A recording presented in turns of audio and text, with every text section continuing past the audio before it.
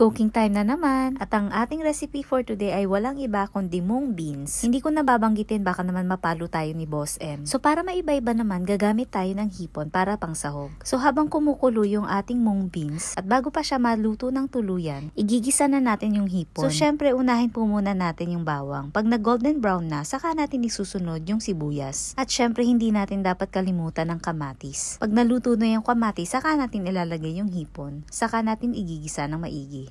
So pagkagisa ng maigi, maya-maya pwede na natin yung timplahan. So una nating ilalagay ay ang pamintang durog. And then pagkalagay, maya-maya isusunod na natin ang asin. Kunting asin lang ang ilalagay natin para naman hindi umalat. Since mamaya dadagdagan pa natin yan ng patis, pampalasa. Pagkagisa niyan, saka na natin yan ihahalo dun sa ating pinakuluan na mung beans. So 2 kalan na yung ginamit natin para naman mas mabilis ang pagluluto. So pagkahalo, pwede na nating isunod yung ating ampalaya. Optional lang naman ang ampalaya pero mas masarap kung may gulay. So habang hindi pa yan kumukulo, pwede na nating ilagay yung ating patis. Pakonti-konti lang ang paglalagay ng patis para hindi masyadong maalat. At isusunod na natin ang ating pork cubes. Haluin lang ng konti tapos ilalagay na natin yung dahon ng malunggay. At dahil medyo napasobra yung sabaw, maya-maya babawasan natin yan para hindi naman umapaw. Naparami kasi yung lagay ko ng mung beans kasi last time hindi siya maalsa. So titikman na natin. Pag matabang, dagdagan natin ng patis. Ayan, at luto na siya. Kain tayo. Salamat sa panonood. Bye!